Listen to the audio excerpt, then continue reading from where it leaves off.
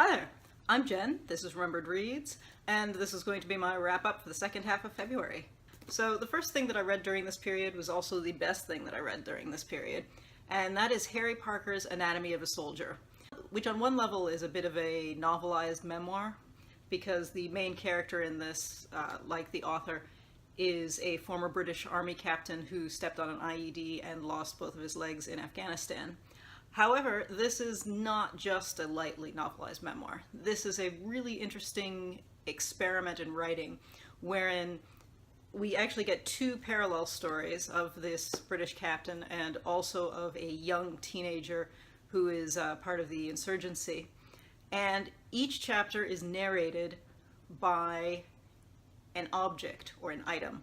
So, for example, the first chapter is from the point of view of a tourniquet. At various points, you get medical equipment like bone saws, you get a bomb, a rifle, a urinary catheter, a prosthetic, a bed, a pint glass. So it's definitely very ambitious in that that is not something that you see every day. It is not necessarily something that works 100% of the time, but I felt that it was almost to use the analogy of, like, you know, the figure skating scores where you try a really high move and even if you fail, you have a certain number of base points. So some of those parts were a little bit like this, where it didn't quite work, but I really admired what he was trying to do and how different it was, so I thought that was spectacular. But even that only applies to a few chapters, because by and large, I thought this was magnificent. I thought both as a war story and as a sort of an exploration of newly acquired disability as well, it was just a fantastic success. I think the two bits that I think worked the best, two chapters that were very clear parallels to each other. One of which is told by one of the British guy's boots, and then we get another chapter that's told by one of the Afghan guy's running shoes. And in both cases, the footwear is talking about how both of these guys are trying to scuff up their boot or shoe. The narration is, "So I looked battered and experienced, not how he felt, but how he wished he did." And that's both of them. And it's interesting because it draws that exact parallel. But in a lot of ways, you think about how those two characters would be presented differently in, say, news reports. But it also kind of draws attention to, you know, these guys have basically a 10-year age difference, and one of them is part of an occupying force and one of them is a local, and it really makes you think about that. It's one of these things where at the end of a lot of the chapters, it's not a book where I think you can just fly through it. It I think rewards some thought in it, which I liked. One thing that I thought was super engaging was after a certain point in the narrative of the British character, first medical equipment and then later just other things that he's using socially, start doing the narration in the second person. So, for example, there's a line that's, you know, "A man fed a laryngoscope into your mouth and another lifted your head back. Your tongue was held," you know, and so on. And I thought that worked really well. Now, I know some people really hate second-person narration, so if that's you, that might be an issue with it, but I found it really engaging that way. I saw an interesting interview with the author, and he was suggesting that you could read the chapters in this book in any order, because they're very much not linear. I would suggest that maybe that's not completely true, because I think the specifically starting and ending chapters seem to really bookend the story, and I think it would lose something to read those out of order.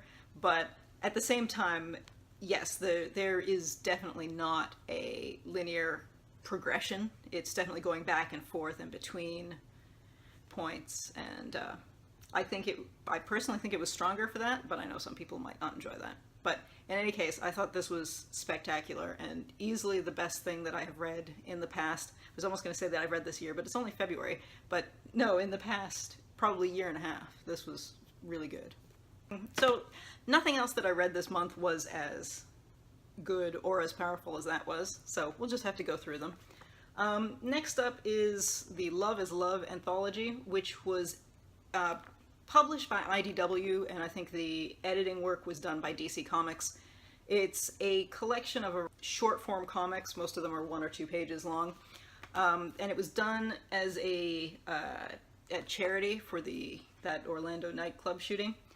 As with any anthology that's by a bunch of different artists and writers, some of it is better than others, some of it is more to my taste than others, and that's what I would tell anybody who's looking at it. Because it's for charity, if you want to support it, you buy it. And if you are fans of any of the particular writers or artists and you wanted to see what they were doing for this, it might be interesting. Some of these things were moving, some of them didn't quite work for me, but whatever. The one thing that I will say, and it sounds a little uncharitable to say this, is that because it takes so long for something like this to get going, we're now so far from the actual event that I feel like it's a lot less moving than it would have been if it had come out closer in the aftermath. But I think with comics, what are you going to do?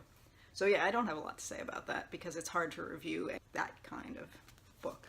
And then to go on to something completely different, I read I Don't Know What I Want, But I Know It's Not This, a step-by-step guide to finding gratifying work, which I picked up when Book Outlet was having a big sale on their self-help books right after the new year, because I guess everyone's doing their New Year's resolutions. And I mean, normally this is something I would have gotten out of the library, because as with most work-related books of this style, a lot of it is basically journaling exercises. And whether that works for you, I think, will vary depending on whether you have read anything like this before. Because I think if you've read other sort of, what color is your parachute?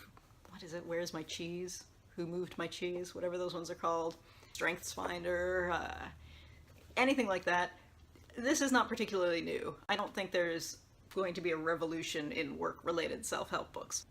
That said, if you haven't gone through that kind of exercise, I think this can be useful. I think this is most useful, though, for a fairly narrow population, because this is aimed at people who are basically in a career which they may enjoy elements of, but not all of. So if you're going into the work market for the first time and you're just out of university or college or training or whatever, this is probably not the book for you. If you have just spent a lot of time off work because you were a stay-at-home parent for a while, or you were just looking after some elderly relatives or something like that, this is not the book for you. If you're in a hobby job, or you're unemployed and are fully aware that or if you're underemployed and are aware of that, or if you're unemployed, this is probably not the book that is for you. I have been freelancing for the past couple of years, and I've narrowed what I do down to a really specific area. And so I've been thinking about changing careers just because I think I've gotten myself into such a narrow specialty that it has gotten boring for me. So because I'm fully aware of that, most of the exercises in here were not designed for me, so I just ended up flipping through a lot of it.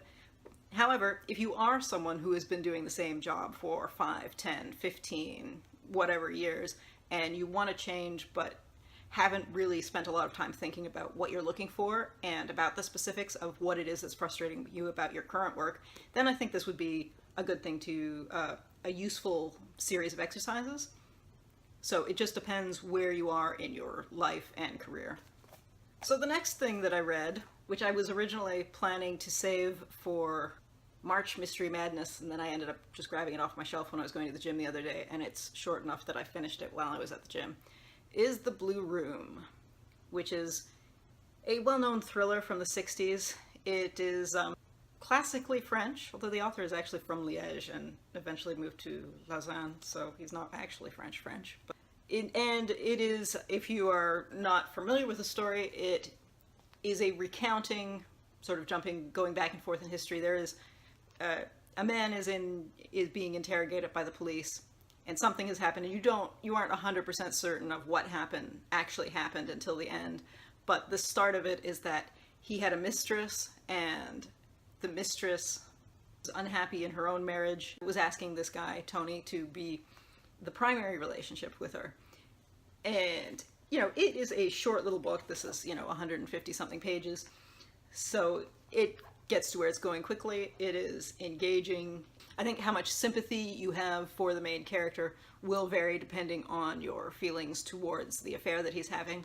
The one thing that was really weird is I had the sample version on my phone, which is like the first 15 pages, and I'd had that in French. There's an opening section where the description of the woman lying in bed is very clinical sounding in this, which I think is purely because of how it was translated, because I don't think it sounds that way in French, and I thought that was a bit of a weird choice, and I don't know if it was intentional.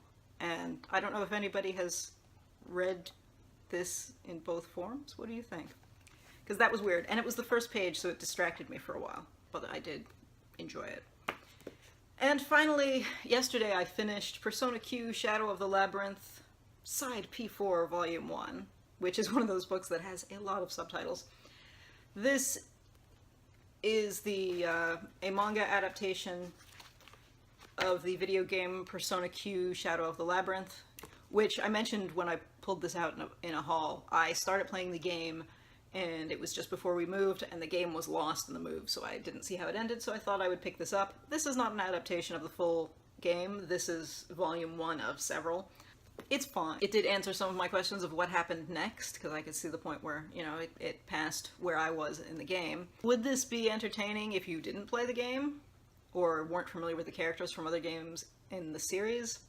I don't know. I'm not convinced that it would be, although in the back there is a short bit of interview with the author where they're saying, you know, yeah, that was the goal. I'm not 100% certain that they were successful, but there we go. So yeah, that was the end of February. Definitely pick up Anatomy of a Soldier, because this is really, really fantastic. Maybe not if you are super squeamish, because some of the medical scenes are really intense, but if you've never read a chapter from the point of view of fungus, you need to read this, because it works, and it's crazy, and it works. Yeah. That's it for now. I'm gonna go check out other people's wrap-ups now. That's it. Ciao.